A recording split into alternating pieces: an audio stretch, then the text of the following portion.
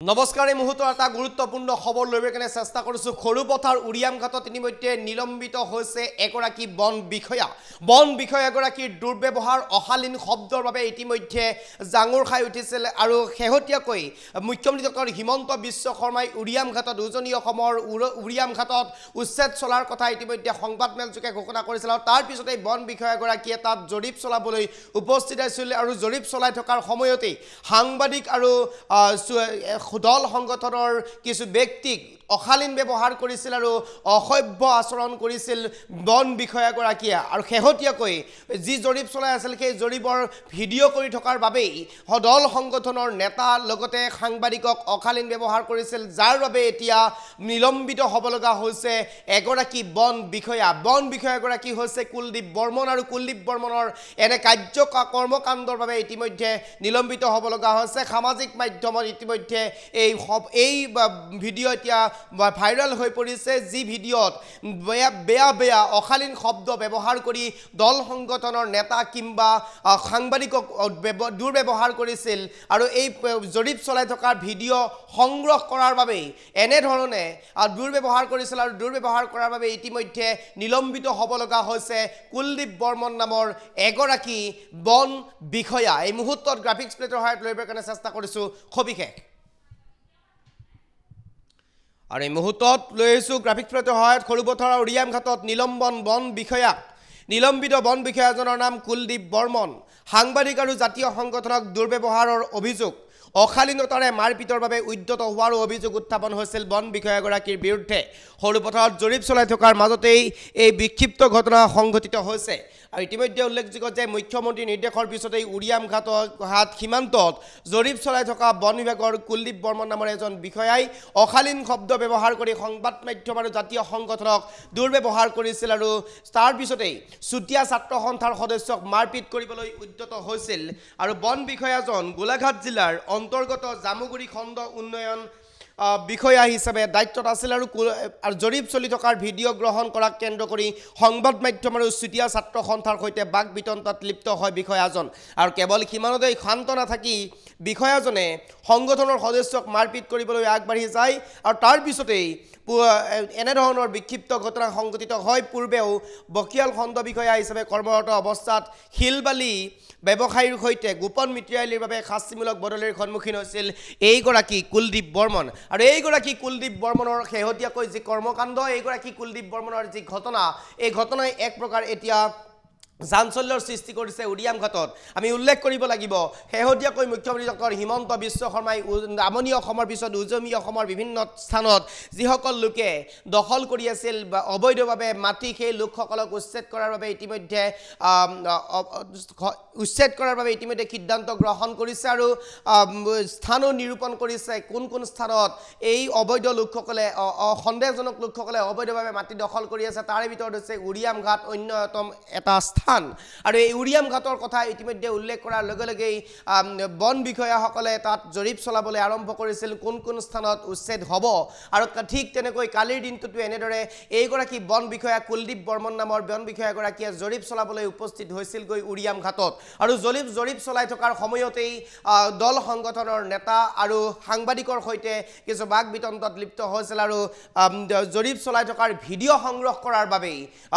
বন বিষয়াগৰাকীয়ে অশালীন শব্দ ব্যৱহাৰ কৰি মাৰপিট কৰিবলৈ উদ্যত হৈছিল দল সংগঠনৰ নেতা কিংবা সাংবাদিকক আৰু তাৰ পিছতেই এনেধৰণৰ বিক্ষিপ্ত ঘটনা সংঘটিত হৈছিল দুই পক্ষৰ মাজত তৰ্কাতৰ্কি হৈছিল আৰু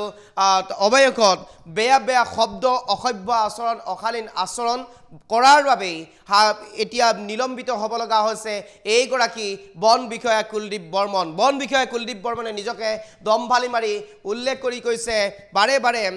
ভয় ভাবুকি দি থৈ গৈছে মই নলবাৰীৰ ল'ৰা মোক চিনি ল'ব মই কুলদীপ বৰ্মন এনেধৰণৰ কিছু শব্দ ব্যৱহাৰ কৰি বেয়া শব্দ ব্যৱহাৰ কৰি অশালীন শব্দ ব্যৱহাৰ কৰি দল সংগঠনৰ নেতা কিংবা সাংবাদিকক দুৰ্ব্যৱহাৰ কৰিছিল আৰু তাৰ পিছতে এতিয়া নিলম্বিত হ'ব লগা হৈছে এইগৰাকী বন বিষয়াই দৃশ্যাংশ আমি দেখুৱাইছোঁ দৃশ্যাংশ এই মুহূৰ্তত এম্বিয়েন্সৰ সহায়ত আমি দেখুৱাৰ কাৰণে চেষ্টা কৰিছোঁ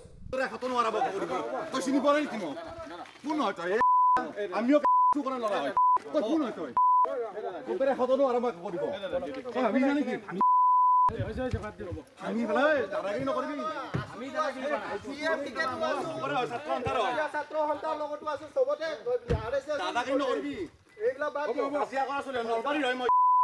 নামটো লিখিলো কুলদীপ বৰ্মন নলবাৰীৰ হয় ভাঙি পেলাম মই খোলা খুলি গলো সৰু বছৰ চাই লবি তই সৰু বছৰ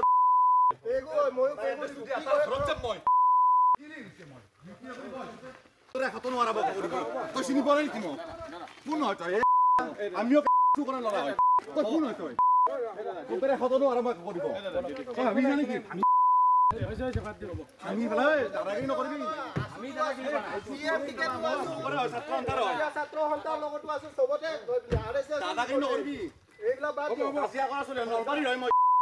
নামটো লিখিলো কুলদীপ বৰ্মন নলবাৰীৰ হয় ভাঙি পেলাম মই খোলা খুলি গলো সৰু বছৰ চাই লবি তই সৰু বছৰ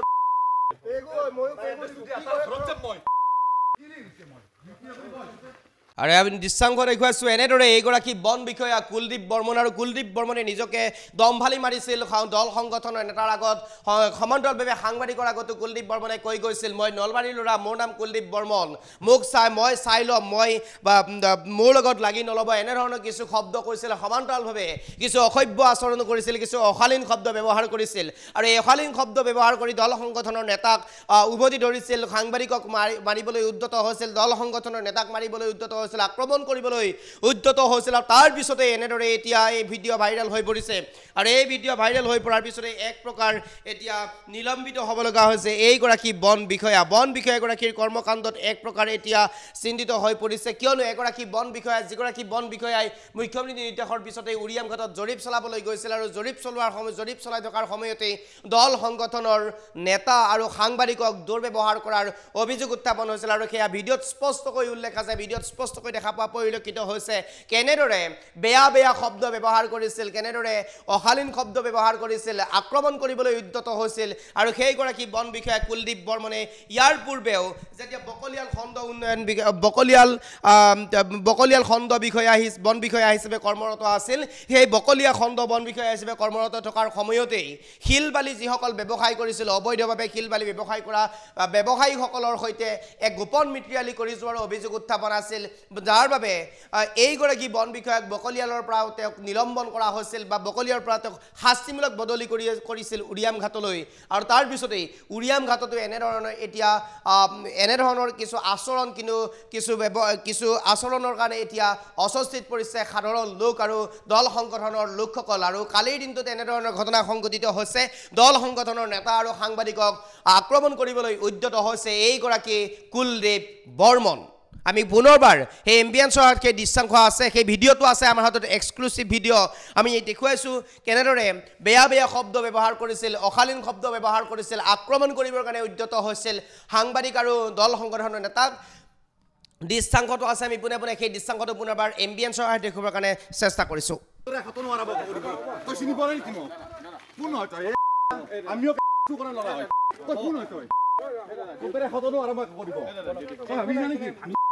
ভাঙি পেলাই দাদাগিৰি নকৰিবি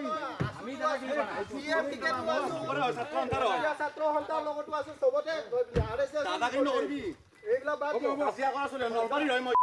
হয় নামটো লিখিলো কুলদীপ বৰ্মন নলবাৰীৰ হয় ভাঙি পেলাম মই খোলা খুলি গলো সৰু বছৰ চাই লবি তই সৰু বছৰ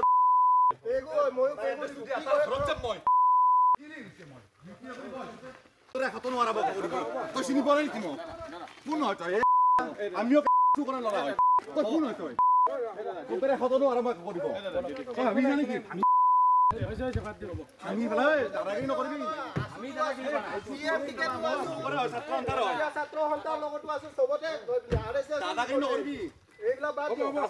নলবাৰীৰ হয় নামটো লিখিলো কুলদীপ বৰ্মন নলবাৰীৰ হয় ভাঙি পেলাম মই খোলা খুলি গলো সৰু বছৰ চাই লবি তই সৰু বছৰ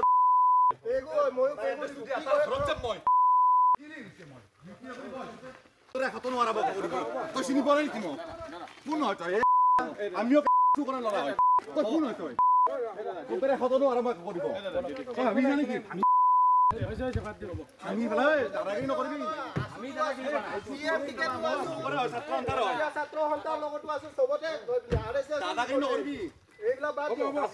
নলবাৰীৰ হয় নামটো লিখিলো কুলদীপ বৰ্মন নলবাৰীৰ হয় ভাঙি পেলাম মই খোলা বুলি ক'লো ময়ো মিলি পোৱালি হয় সৰু বছৰত চাই ল'বি তই সৰু বছৰ ময়ো